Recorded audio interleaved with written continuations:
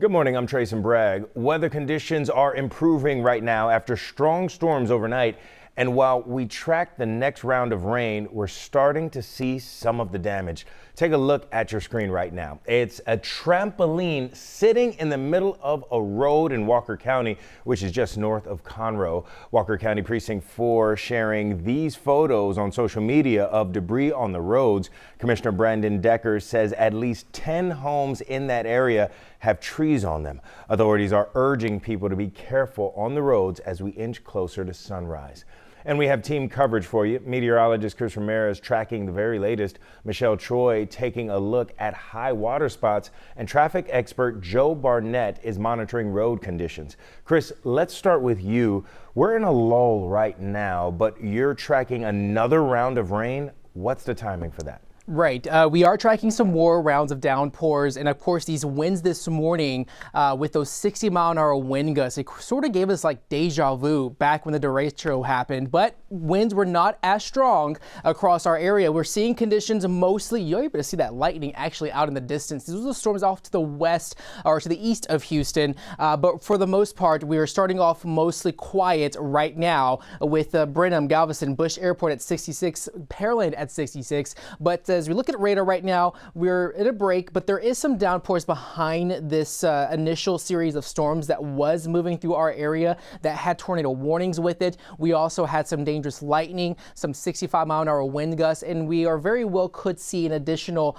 chance for maybe another isolated strong storm within the next maybe 2 to 3 hours. So as we look at the storm reports across the city of Houston, we've had a little weather station out at West University that clocked up to 59-mile-an-hour winds, and then eventually off towards the 290 area in Patterson. There was a storm chaser who reposted on his social media that reporting 60-mile-an-hour wind gusts out in Waller County, and that's enough to cause some damage to those small trees as well as some those loose items that you probably have around your yard that were not secured. That was enough to cause that to be displaced and maybe down the street. But looking at that storm report off of 290, we also are seeing close to 65-mile-an-hour confirmed reports, especially off to the west of us. But right now the heaviest storms racing off into Louisiana. There is a tornado warning in place for Lake Charles, and that is what we saw today. In terms of the water conditions, in terms of the rainfall accumulations, we got up to 1 inch to 1.5 inches of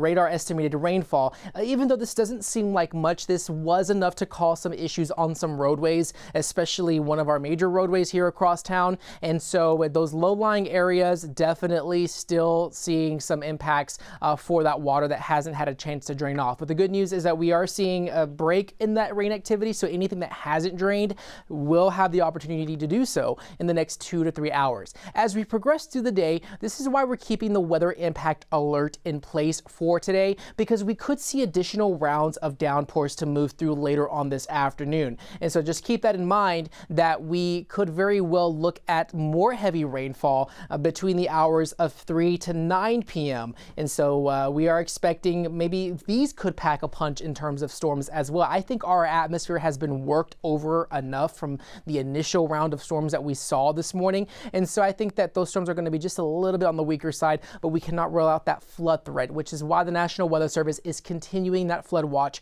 until the early hours of Sunday. We could see an additional maybe between 1 to 2 inches of rainfall in some locations, and like I said, it does not take much. We can't also rule out the possibility of seeing an isolated tornado once again with these storms. We've had tornado warned storms here across northern Harris County, even for portions of San Jacinto and Polk counties. They did have a tornado warned storm there as well. We didn't see any confirmed reports of tornadoes, but I'm sure that the wind was still strong enough to bring some of those some minor damage to some of those structures. This is all associated with this cold front that's going to be racing through as we head into Sunday, bringing slightly cooler conditions. Another round of showers expected for Tuesday, Wednesday, and this is going to be the front that's eventually going to bring us some chilly conditions, especially as we head into Halloween. So we are expecting eventually fall-like conditions to once again come into Southeast Texas by the end of the work week. So for the most part, we're tracking more downpours on the way.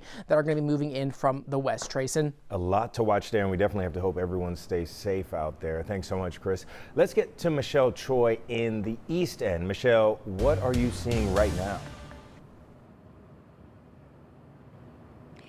Hey there, Trayson. Good morning. Well, you know, last time we checked in with you, we were inside the weather tracker. We've been driving all around the Houston area for the last few hours, checking on those high water spots. The reason why we are outside right now is because we found a high water spot at a notorious underpass that is notorious for flooding, that is. This is Navigation Boulevard at Canal Street. You guys, some of you might be familiar. You can see the sign says it all, high water, road closed. This is actually a gate that is pretty new that was recently installed due to all those cars that used to drive through this underpass, sometimes past these barricades, which are also up as well. But let me give you a closer look. John and I are going to walk a little bit. Obviously, cars are not allowed to pass, but we just wanted to give you a firsthand look at what we're seeing. The water there at the lowest point is still visible. It doesn't seem to be that high. It might have receded over the last several hours, but you can see those lights flashing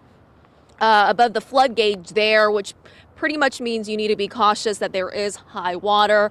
The gates remain closed for now, just for, of course, precautionary reasons, I'm sure, because the water is still there covering the lowest point of this underpass. Again, if you're just joining us, this is Canal Street at Navigation Boulevard. This is a notorious underpass that floods whenever there is heavy rain like we had early this morning. But the gates are working, guys, because take a look. John, if you can pan over here, cars that are on Canal Street are being rerouted and making their way to the side street there, which is much safer than, of course, driving through floodwaters. Now, the next video I want to show you is something that I shot. If you joined us in our earlier digital newscast, you might remember I was on the North Freeway at Patton Street exit. That is where we saw another high water spot on a freeway. Again, that's North Freeway at Patton Street exit. You see those police vehicles with their flashing lights, kind of preventing people from going through that high water. All the cars are being funneled to the far left. Police kind of routing people to safety. That's because at least 2 or 3 lanes were covered in high water on that freeway earlier this morning. I'm sure it's receded a little bit more since then, but I will say conditions are slick, okay? Just further up that freeway, a few minutes later, we saw a car had spun out and crashed. This video we're showing you right now is some more cars that spun out that my colleague shot on her way into work along 610 near the Heights area headed into town. And the reason why we're showing you this video is so that you can be aware. Just because the rain has stopped and the storms have moved on out does not mean that conditions on the roads have improved. Keep in mind, it's been dry for several days, right? So there has been oil that's been accumulating from cars on these roadways. Mix that with water, it makes for awful conditions. If you're driving a little too fast, you can lose control, spin out very, very quickly. Obviously, we don't want that to happen. So stay safe out there on the roads. And if you do have to be out this morning, just be mindful, be careful, show some grace to each other. And yeah, let's all get there safely. Trayson, for now, I'm going to send it back to you. Absolutely great advice there. And again, a little patience goes a long way, especially on mornings like these. Thanks so much, Michelle. All right, let's take another look at the road conditions. Traffic expert Joe Barnett joins us live. Joe, good morning. What are you watching?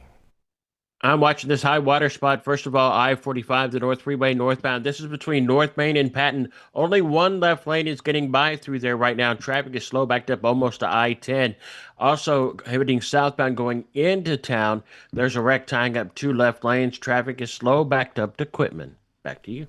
All right. Thanks so much, Joe. Now, we've seen reports of several broken traffic lights. If you see one this morning, it's important to report it so the city can get out there and fix it ASAP. You need to call 311 and a representative will log your report. You can also submit a service request on the Houston 311 mobile app or online at the website on your screen. And a very, very important reminder here, if you see a traffic light that happens to be out, remember, please treat it like a four-way stop. That way everyone stays safe. Do not blow through those out lights. All right. The storms are knocking out power to thousands of people across the area. And let's check where things stand right now. On your left, we have CenterPoint's outage tracker. Right now, they're reporting more than 150,000 customers without power. Entergy, which services the northern parts of our area, is reporting 21,000 customers without power.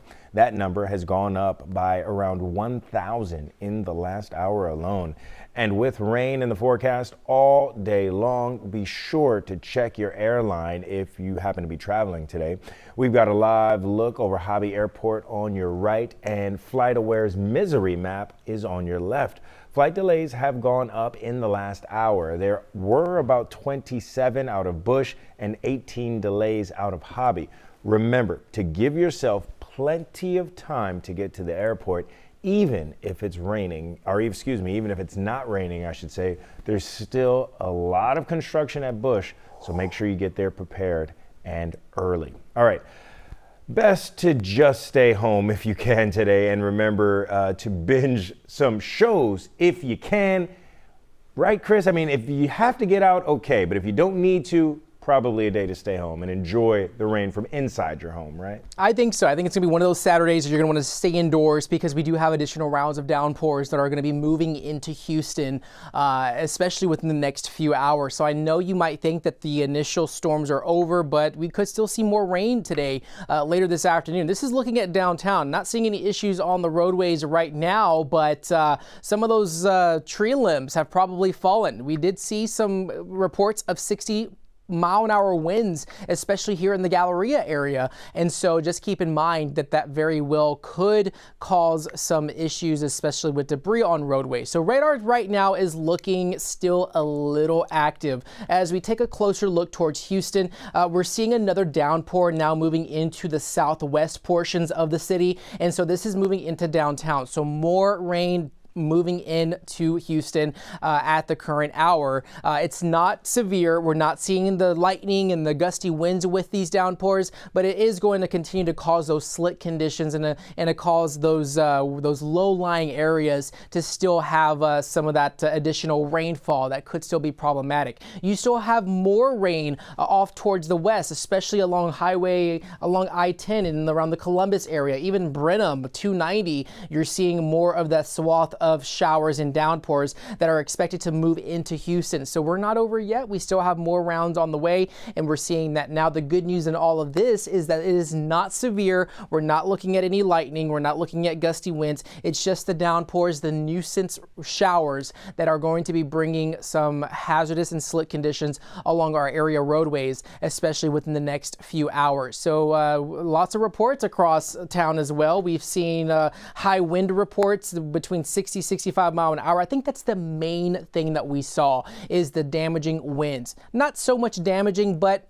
enough to cause some minor damage to structures, as well as some limbs on causing some maybe toppled limbs or some minor damage to those structures out across our area. But looking at our future track, as we progress through the day, we are expecting to continue to see those additional downpours bring more of those showers through our area, especially as we head into the latter hours of tonight. So that initial round of storms off to the east into the Louisiana, but we are expecting to continue to see those lingering showers move through the early afternoon. Models are indicating that we could see more additional rounds of heavier rain showers, at least as early as 2 o'clock to 3 p.m. And then eventually going closer towards 7-8 o'clock, we might see our final round of storms later on tonight. And that's when we could see some issues on the roadways, as this heavy rain could very well likely cause some of those minor flooding concerns that we've been talking about for the past 3 to 4 days. And so we've definitely seen this forecast play out what we've been saying for the past few days. And it's the reason also why the National Weather Service is keeping us under that flood watch that will be in effect through the early hours of Sunday. So forecast rain totals, maybe an additional 2 to 3 inches of rain is possible. And that's when we could see more of that flooding concern be an issue, especially for this evening. I know that we've had rain events in the past here in Houston that's happened on a Saturday night where you think that you could probably just go out and be on the town or probably go do those evening plans, and folks end up stranded out where they are because there is flooded roadways. Like you already saw, it doesn't take much to cause issues with those roadways here, especially if we get a lot of rain in a little amount of time. And so looking at the tornado threat for the rest of today, I think we're going to see more of this severe threat once again later on tonight. So we can't rule out some possible isolated tornadoes. And then going into our extended forecast, this frontal boundary that's going to be moving through is going to eventually bring us some slightly cooler conditions for Sunday and into Monday. But we will also see chilly conditions on the way with an additional cold front arriving on Tuesday that will bring some fall-like conditions just in time for Halloween. But again, we're still going to be under the gun for more downpours that could cause slick conditions here across the Houston area. Trayson? Definitely glad that Halloween looks good there. But yeah, as you said, Chris, anybody who thinks they need to head out today, please be safe. Please consider if you really need to be out, because safety comes first. All right. Thank you so much, Chris. And thank you so much for watching this KHOU 11 Weather Impact Alert coverage. We'll see you back here at 8.